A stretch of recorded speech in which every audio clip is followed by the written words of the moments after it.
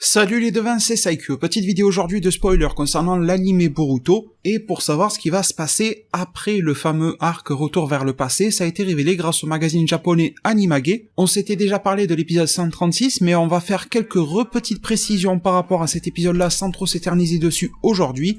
On va se parler du 137, du 138 et brièvement du 139. Ça fait un contenu assez vaste et vous allez voir que l'avenir de l'anime Boruto n'est peut-être pas celui auquel on aurait pu s'attendre, en tout cas jusqu'à la fin de cette année 2019, voire début 2019. Alors, pour le 136, vous êtes déjà au courant de ce qui se passe. Si vous avez raté ma vidéo, allez en description. Mais en gros, ils nous disent bien que c'est un épisode dans lequel nous allons transcender le temps de par Sasuke et Boruto, que c'est un épisode qui va clôturer l'arc, qui va permettre de retourner dans la timeline, enfin dans la temporalité plutôt, originelle de Sasuke et de Boruto. Ils nous disent qu'il y a eu un combat de vie et de mort contre Urashiki, donc ça permet d'avoir quelques précisions en plus sur un commentaire épinglé que je vous avais laissé par rapport au fameux Sokama, là, ou Karma, je sais pas comment on le prononce en français, qui n'était pas apparu après la défaite d'Urashiki. Je vous avais laissé un commentaire épinglé dans lequel je vous disais qu'il y avait deux solutions. Soit Urashiki meurt en épisode 136, et par exemple, on peut imaginer que pour X ou Y raison, il n'y aurait pas de Sokama qui se fait, parce que peut-être qu'un Otsutsuki qui est battu par deux personnes vraiment simultanément, conjointement,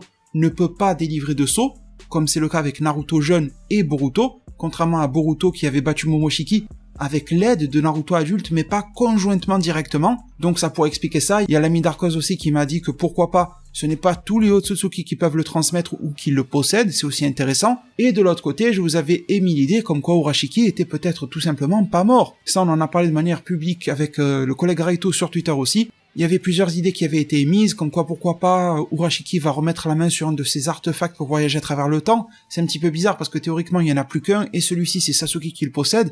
Mais en se rappelant que cet artefact-là voue allégeance à Urashiki, qu'il appelle Urashiki-sama en japonais, Urashiki a très bien pu perdre sa forme aussi de transformation, là où il ressemble à un oiseau, revenir sur la forme précédente, ses yeux se sont réactivés et ses techniques temporelles sont revenues. Bref, beaucoup de choses, mais quand on lit ce texte-là, ça nous parle de bataille entre la vie et la mort. J'ai l'impression qu'Urashiki est mort et qu'il n'y a pas de Sokama, ce qui est très bizarre quand même, en espérant que le studio d'animation n'ait pas oublié cela, qui est plus qu'un détail, qui est quand même quelque chose de très central dans l'œuvre Naruto, et surtout dans la version manga, même si l'anime a un petit peu mis en place aussi ces systèmes-là. Donc on nous fait pas mal de blabla dans le synopsis de l'épisode 136 pour nous dire qu'est-ce que va apprendre, quelle sera la leçon pour Boruto. C'est cool qu'ils en parlent de ça, que Boruto va apprendre par rapport au fait d'avoir rencontré son père jeune, et de l'avoir bien côtoyé, d'avoir côtoyé Jiraiya. Est-ce qu'il va avoir un peu plus de recul sur la vie? Je pense, et j'espère que oui, mais vu que c'était des épisodes pas canon, ça risque d'avoir un impact à court terme, et on risque de tourner la page vite fait sur ça et de retrouver un Boruto un petit peu plus bébête qu'il n'aurait pu l'être s'il avait réellement eu des acquis de ce passage-là de l'anime. Bref, on verra bien. Autre chose, autre précision, quand on prenait les précédents spoilers, il nous disait que Sasuke avait une requête pour Jiraiya. Et bien là, dans le magazine Animage, la manière dont est tournée la phrase nous dit que Jiraiya a une certaine requête pour Sasuke. Et là, j'ai envie de dire, ça serait peut-être un petit peu plus logique comme ça. Sasuke n'est pas le genre de mec, je vous le disais l'autre jour, à blablater ou quoi.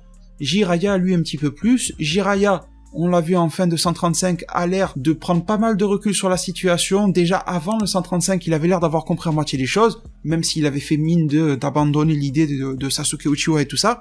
Mais dans le 135, la manière dont il parle, quand il dit « Ah, toi et moi, nos élèves, ce sont des abrutis, ils nous mènent la vie dure », j'ai vraiment l'impression que Jiraiya a compris cette fois-ci, et ça pourrait bien se répercuter sur cette requête dans le 136, comme par exemple le simple fait de prendre soin de Boruto, ça s'appelle juste ça la requête, franchement.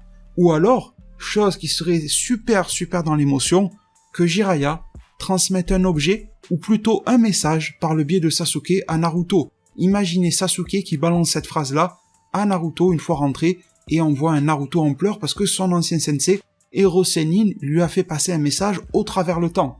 Même pas canon, là j'en ai rien à foutre, j'achète direct la scène, franchement. Dites-moi en zone commentaire ce que vous en pensez. Donc ils nous disent qu'ils retournent à Konoha, bien sûr Sasuke et Boruto, et donc les devins on en a pas plus, c'est déjà beaucoup concernant cet épisode 136 de l'anime Boruto, et cet épisode-là sortira le dimanche 15 décembre. Pour le 137, eh bien là, vous allez voir qu'on part dans tous les sens à niveau intrigue, mais restez bien accrochés, parce qu'au niveau du 138 ça part aussi dans un sens, le 139 aura quelques défauts sur sa date de sortie. Alors pour le 137, ils nous disent que le titre est « Un échange avec un samouraï étranger étudiant ». Cet épisode-là sortira le 22 décembre, donc le même jour que la Jump Festa, sachant que le panel Boruto à la Jump Festa aura lieu le 21 et non pas le 22, donc un jour avant. Et là, on nous parle de Sumire. Alors, ça fait écho à ce que l'on peut voir dans le manga, c'est vrai, mais quand on lit le synopsis, on a l'impression de faire un pas en avant avec la jambe gauche et de faire un pas en arrière avec la jambe droite. On finit en grand écart et on sait plus trop où on en est. Parce qu'on a Sumire qui rejoint la team des ninjas scientifiques, chose que l'on a vu, entreaperçu tout ça dans le manga. Ils nous disent que c'était son plus grand souhait et tout ça. Ils nous disent que Wasabi et Namida sont dans la team 15, et donc qu'un nouveau membre est ajouté à cette équipe-là. Un personnage répondant au nom de Kurogane Tsubaki. Vous me direz en zone de commentaires, de toute façon je vais vous faire une recherche, je vais vous l'afficher durant le montage. Il me semble bien que Kurogane Tsubaki, c'est un personnage de filler ou de film dans Bleach, je crois qu'ils ont déjà mis ce nom-là, et qu'elle viendrait du pays de fer. Il est dit à propos d'elle qu'elle est considérée comme un samouraï de par là où elle vient. Tsubaki pense que les shinobi sont complètement différents des samouraïs, parce que selon elle, les shinobi, donc les ninjas, sont des gens qui n'ont pas de fierté et aucune conviction. Mon dieu, si tu savais, si tu avais vu rien que l'histoire de Kakashi, il nous dit alors qu'elle les prend de haut, à Wasabi et Namida. En même temps, elle n'est pas forcément tombée sur les meilleurs shinobi qui existent, mais bon, je pense que ça fera l'affaire. Et en réponse à cela, Wasabi fait preuve de caractère et lui dit « Nous aussi, les shinobi, les ninjas, nous avons des convictions, donc nous allons avoir une confrontation d'esprit entre les deux thématiques. » D'ailleurs, je me demande si, vu que cet épisode-là sort juste après la Jump Festa, s'il ne va pas y avoir des annonces concernant Samurai 8, qui est la nouvelle œuvre de Masashi Kishimoto, et qui pourrait jouer le contraste de manière assez drôle entre samouraï et ninja, et l'épisode viendrait concrétiser ça, avec pourquoi pas un teaser ou un trailer de quelque chose avant ou à la fin de l'épisode. Bref, vous avez tout concernant le 137, maintenant passons au 138, c'est l'anniversaire de Hiashi. Cet épisode sortira le 29 décembre, pour le moment il n'y a toujours pas de pause dans l'animé, et il nous est raconté qu'il y aura l'anniversaire du grand-père de Boruto, à savoir Yuga Hiashi. Donc voilà, vous avez compris dans quel genre d'intrigue on est les devins. Ça risque d'être un épisode un petit peu intéressant pour le côté familial, le développement de personnages, mais là on en est un petit peu à un point de ras-le-bol sur Boruto. L'arc depuis le 129 jusqu'à 136 nous a un petit peu réveillés, mais là on va vite se rendormir. Donc c'est un anniversaire, il va y avoir une fête à quasi huis clos avec la famille proche, et Boruto veut donc lui faire un cadeau, ce qui est normal en tant que petit-fils. Il cherche qu'est-ce qui pourrait lui faire plaisir, je pense qu'on va perdre beaucoup de temps avec ça, et du coup, ne sachant pas quoi lui offrir, il va rendre visite du coup à la résidence des Hyuga, qui est quand même la sienne aussi, c'est sa famille, et va jouer un petit peu aux espions pour en apprendre un petit peu plus sur son grand-père. Je pense que ça va être assez drôle, et j'ose espérer que son grand-père ne sera pas dupe. Mais bon, ça c'est pas très grave.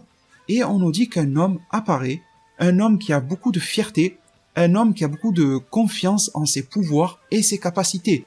Cet homme-là va défier Hiashi, carrément, il va s'en prendre au grand-père, et en lui disant qu'il est le plus fort de Konoha. Alors bon, déjà, j'ai envie de dire, mon gars, si t'as envie de défier quelqu'un pour prouver que t'es le plus fort, va monter chez Sasuke ou chez Naruto, et on verra si tu fais le malin ou pas. Mais bon, il veut défier le grand-père Hyuga, écoutez, il est très fier, mais sa manière de calculer ses plans est pas top, et ils nous disent qu'ils le défient donc dans un combat, mais Hiashi, il refuse, tout simplement. Au final, on se retrouve dans une scène à la Retour vers le futur entre Biff et Marty McFly parce que le mec en face, eh bien, le traite de lâche. On ne nous dit pas comment Hiashi va réagir à cela, visiblement il semble l'ignorer, mais Boruto, voyant cela d'un œil extérieur, se demande comment et pourquoi son grand-père réagit comme ça, le processus de pensée de son grand-père, de ne pas répondre, de refuser de décliner un défi. Et là, je pense que nous allons avoir clairement le choc des générations, un nouvel apprentissage pour Boruto, dans le sens où quand on est jeune, c'est clair, on est vif, on est plus réactif, on a beaucoup de réflexes, mais on manque d'expérience, on manque de recul, très souvent en tout cas, pas toujours, et quand on est plus âgé, eh bien, assez souvent, on est moins vif, on est moins réactif et tout ça,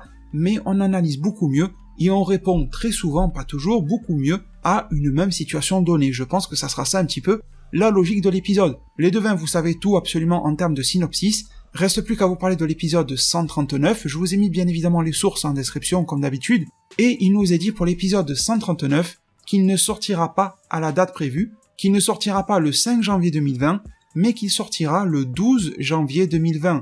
Donc la première semaine de janvier, préparez-vous à une pause, c'est tout simplement dû aux arrêts qu'il y a au Japon par rapport aux fêtes de fin d'année et ce genre de choses.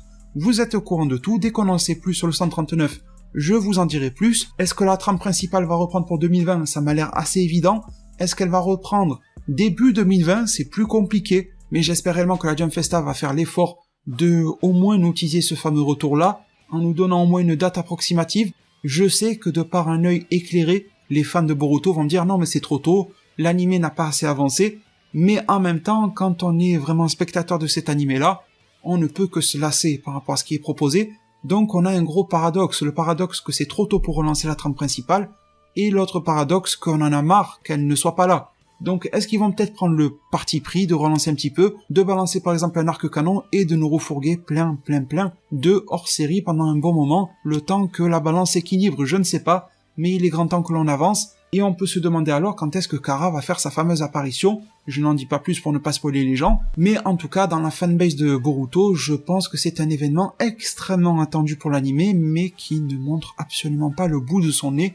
En tout cas, sachez que jusqu'au 138, ces événements-là du manga ne seront pas présents dans l'anime. Merci bien évidemment pour le pouce bleu à cette vidéo-là, et pour passer quelques secondes gratuitement sur ma page Utip. Merci pour tout, prenez tous extrêmement bien soin de votre futur, et à plus pour de prochains arts divinatoires.